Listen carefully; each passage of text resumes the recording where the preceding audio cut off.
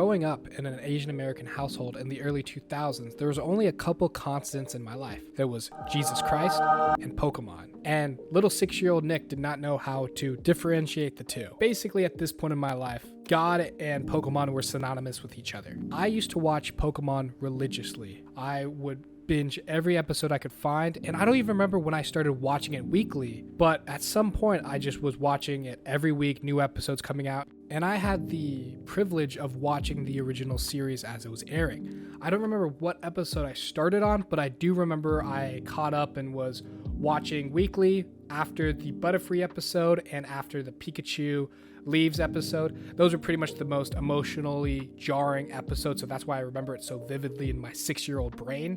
But I was watching Pokemon since then, and I used to watch it on this channel called Kids WB. It was a news channel, but on the weekends, on Saturday mornings in particular, they would have a cartoon block called Kids WB, where they would have American cartoons with Japanese anime, and Pokemon, when it first came to the West, was part of this lineup. And this is how many kids in America in the early 2000s got exposed to anime, was through Kids WB. And I would watch new episodes of Pokemon every Saturday morning. I would make sure I had no plans, nothing going on. My parents couldn't do anything. I had to be in front of my TV watching Kids WB because we only got it every Saturday morning. And then when Kids WB got popular, they would extend to weekdays as well and have a weekday block from 3 to 5 p.m. called the Aftertoon Show. And I was in elementary school at the time, and I got out of school, I remember, every day at 2:45, and I would bike or run home as fast as humanly possible, throw my bag on the ground, and jump on the couch and turn on Pokemon. My mom would try to talk to me, but I would be like, give me like an hour, I gotta see the new episode of Pokemon. And for the OGs, you know, at the end of every new Pokemon episode, we would have Pikachu's Jukebox, where they would have original music for the show that all slapped equally. And then we also had the Poker Rap, so you know I wasn't skipping any of that. My mom would try to talk to me, but I'd be like, Mom, the Poker Rap is on, I need to focus. And then if Viridian City came on, it's a wrap. And there was something so magical about being a kid in this time because we were transitioning from VHS tapes to CDs to DVR. So a lot of the time when a new episode of your favorite show would come out, you would have to actually be there in front of your TV. And if you missed the show, you just pray to God that there would be a rerun soon. I even remember going to Kids WB's website in case I missed an episode, and I'd look at their schedule because they'd have the week schedule of programming out, and I would see, is the episode I missed going to come on later this week? And if so, I will make sure that I will be there to watch that episode. And I even played all the Pokemon games that came out back then. My first ever Pokemon game was Pokemon Leaf Green, and that was one of my favorite games. I played it to death. I played Pokemon Stadium on the N64, I played Pokemon Snap on 64, Pokemon Coliseum, and I had no idea how to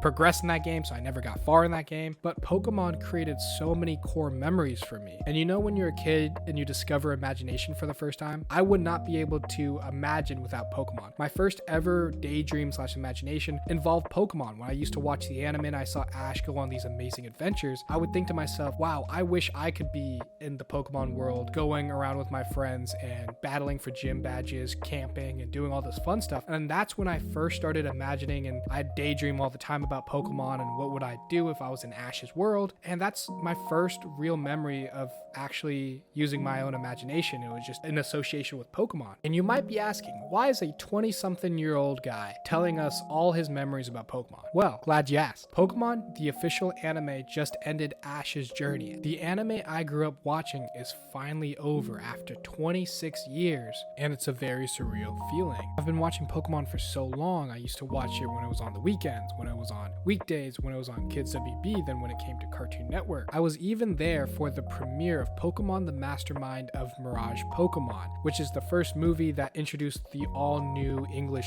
cast, where they got rid of the 4Kids actors, which essentially killed my childhood, but I still kept watching Pokemon. And then, around the time of Diamond and Pearl, I really just fell out of love with the Pokemon anime. It just kept going, and honestly, I wanted it to be done then just because I felt like it lost its magic, and then I just completely removed myself from the Pokemon anime. I would still watch some of the new Pokemon movies from time to time, and if any came to the theaters, and if it interested me, I would go and watch it, but other than that, I really kind of removed myself from this franchise. Even when Ash became the champion, I didn't watch the episode he became the champion in, I just saw the pictures online and I felt that sort of pride for my boy Ash. For this last episode, I definitely tuned in to watch it. Beginning of the episode, we see Ash, Misty, and Brock all heading off in their own directions, and this isn't something we haven't seen before. Like at the end of every Pokemon series from the OG, these three would always split up. But knowing that this is the final time we're going to see these characters makes their departure all the more heartfelt. We see Psyduck come out of Misty's Pokeball, start crying, and start hugging Pikachu,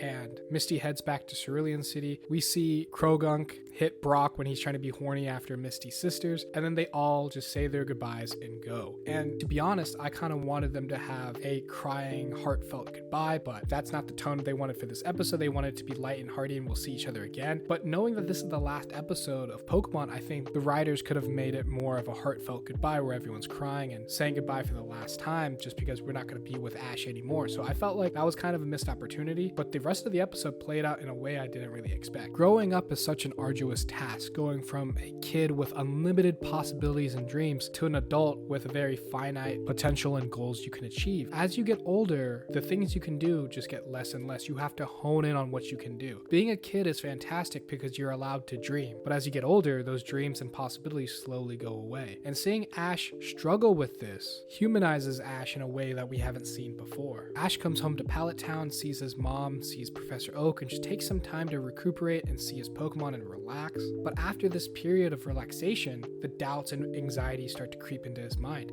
He doesn't know what his next step is. And even Gary is wondering what Ash's next step is. He comes back and says, hey, I want to congratulate you for being champion, but how close is this to you becoming Pokemon Master? The whole series, Ash has always wanted to become a Pokemon Master. And at first we thought it was by becoming the champion that he would become Pokemon Master. Well, Ash has done that, but he is not Pokemon Master. And coming to that realization that his dreams might be unattainable, or he doesn't know how to approach his dream, is a very real and relatable topic to a lot of us kids growing up. We all have dreams that we want to accomplish, but a majority of us will never be able to realize our full dreams. And even for the ones that want to try, figuring out your starting point is the hardest part. Before you know it, as you get older and you get more responsibilities, you stop dreaming and you stop believing in yourself. So you don't even try. And that's the scariest part about growing up and about dreaming. So now Ash is at this crossroad where he has become champion, but he doesn't even know what his dream is anymore. We even get to see Team Rocket deal with this. At first, they're just at a Team Rocket compound being chefs and cooking and taking people's orders, but then they realize this is not their life that they want to live. They don't want to do this day in and day out. So they go back to what they do best, which is capturing Pikachu. And even when Ash blast them away and they're having their last, I can't believe I'm saying it, their last blast off, it's a hopeful send off. So in the Japanese sub of Pokemon, every time they're electrocuted, they say it's such an awful feeling. But when they're blasting off, they start holding hands with each other and they say, even though I feel numb and I'm feeling all this pain, I still can't give up on capturing Pikachu. The big dreamers of Team Rocket, together our goal is a great feeling, which is an incredible way to send these guys off, because they're teaching Ash that by having this goal, that they can get this great feeling from having a dream that they will always strive for. And it kind of clears away the doubt that Ash was thinking, because he was just so worried about what he's doing, but he just needs to go back to his roots of what does it mean to be a Pokemon Master, and have I really accomplished this goal? Ash realizes that his goal is to become friends with every Pokemon. That's what it means to be a Pokemon Master. And that being the champion wasn't the final step, it was just a stepping stone on this path to be a Pokemon Master. So then he sets out again on his journey to be a Pokemon Master. And it's weird, he leaves without telling his mom, so his mom just like, where? Oh, I guess he's on an adventure again. Which, you know, tell your mom if you're gonna leave, but now Ash is back on the road again. And to be honest, I kind of wanted Ash's journey to have a finite ending. I wanted him to be satisfied as the Pokemon Master when he became champion, because we have seen him for 26 years, and I think we should see him accomplish his goal. We thought that him becoming champion was the end of his dream, and I thought that would have been a really great place to leave Ash. But how they decided to carry it is very anime trope-ish, where the journey's never over and Ash is still pining to become Pokemon Master like he did back in 1999. But seeing Ash embark on one last journey and seeing the narrator text box saying to be continued in the next adventure just left me in a puddle of my own emotions. I can't even describe what it felt like to grow up with Ash, because growing up and having this amazing childhood, and a big part of it is due to being able to watch Pokemon and watch Ash's journey, and for it to finally be over just feels like the end of my own adolescence. And it pains me to say, but I feel like my Pokemon journey is over. I don't think I will watch the new series, and even if I do, I will definitely not be as invested as I was with the original series with Ash. this is the end of an era for Pokemon. And I just don't think Pokemon will ever be the same, but I'm just so grateful that Pokemon was there for me for a majority of my life. And I was able to have the privilege of watching Ash's journey. And all I can really say is, Misty, Brock, Ash, Pikachu, thank you so much for these past 26 years and for making my childhood.